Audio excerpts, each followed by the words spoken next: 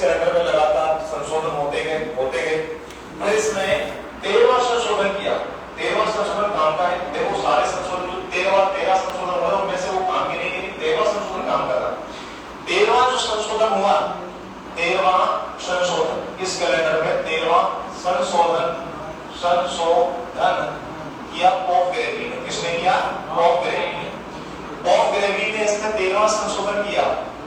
Pope Gregory ने। किसने किया? पोप ग्रेगरी ने। और इन्होंने जब 13वां संशोधन किया तो इन्होंने ये बताया कि एक वर्ष में अगर वो सामान्य वर्ष है तो 365 दिन होंगे। कितने दिन होंगे? 365 दिन। अगर एक वर्ष में 365 दिन, कितने दिन? 365 दिन सामान्य वर्ष में। या आप कह सकते हैं कि उसी वर्ष में 12 माह होंगे। ये किसने बताया? पोप ग्रेगरी ने बताया। 13वां संशोधन किया पोप ग्रेगरी ने।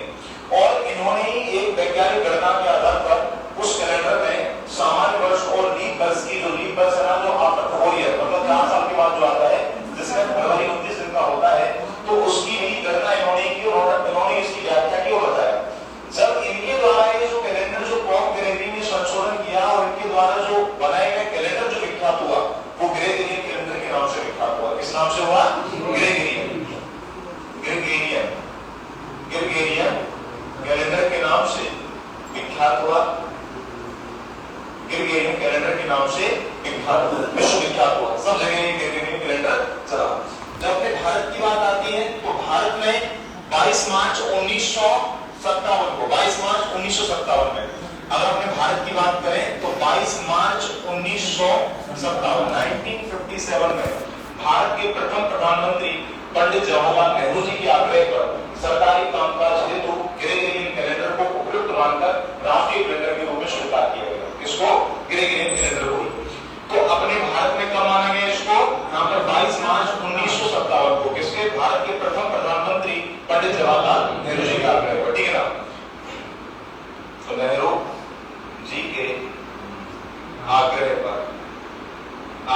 पर सरकारी कामकाज हेतु उपयुक्त मानकर इसको राष्ट्रीय कैलेंडर के रूप में स्वीकार किया गया। तो कैलेंडर का छोटा सा इतिहास था जो मैंने जाना। इसको पंचांग क्यों कहते हैं ये भी मैंने बताया। अच्छा, एक और बात मैं आपसे बताऊं, पूछो, मुझे बताइए दिन कितने होंगे? दिन बोलो।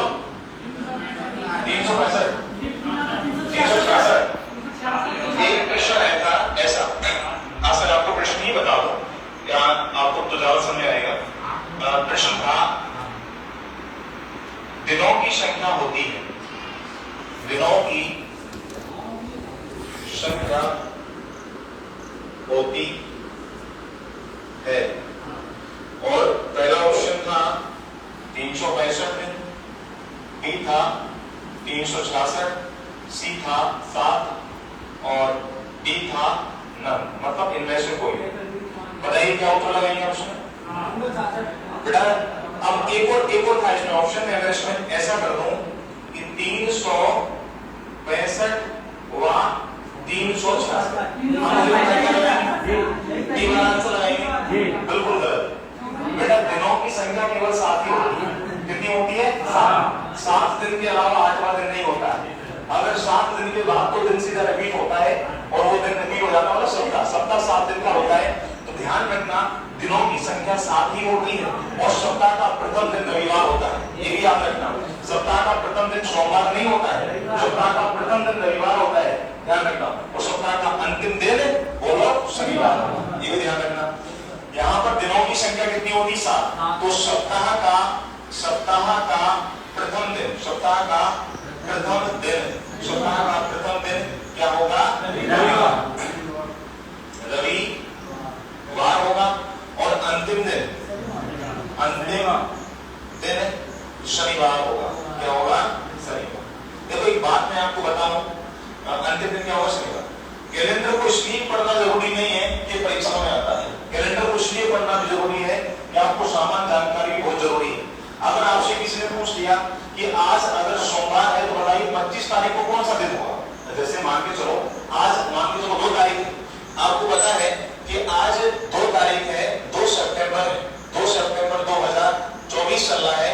और अगर आपसे बोल दिया कि अगर आज का दिन सोमवार है, क्या है? सोमवार। तो बताइए, अगर मैं आपसे पूछूं कि 25 तारीख तारीख को कौन सा दिन होगा, 25 सितंबर को कौन सा दिन होगा, मतलब 2024।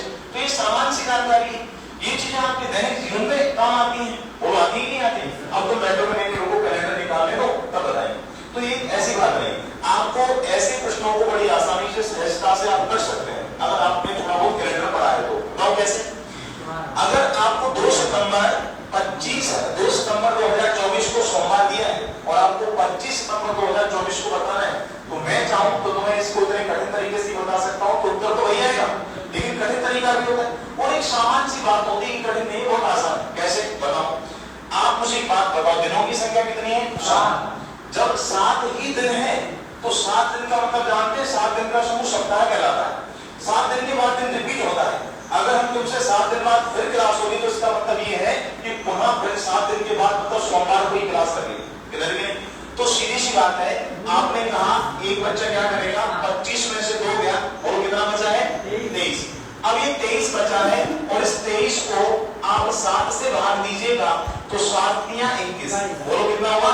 21। कितना बचा? 6। इसका मतलब ये है कि इसमें 3 तो सप्ताह बनेंगे, 25 तारीख तक 3 सप्ताह कंप्लीट हो जाएंगे, लेकिन इसमें 2 दिन कैसे रह जाएंगे? विषम रह जाएंगे, 2 दिन एक्स्ट्रा रह जाएंगे। तो अगर मुझे उत्तर बताना हो कि आज सोमवार है तो मुझे 25 तारीख को कौन सा दिन होगा, तो आप कैसे बताएंगे? यहाँ पर आप बोलेंगे यहाँ पर सोमवार से बोलो मंगल और ये बुधवार। आप कैलेंडर चेक कर लीजिएगा मोबाइल से, उस दिन में क्या होगा? बुधवार ही होगा। सामान्य बात है। तो कैलेंडर इसलिए भी पढ़ना बहुत जरूरी है कि आपको दैनिक जीवन में बहुत सारी चीजों को आसान बना सके, ठीक है ना? जिसको तरीके से अपन लिखते हैं, एक एक चीज को समझते हैं और एक एक कंसेप्ट को 10 के 10 कंसेप्ट आपको समझा दूंगा। इसके बाद आप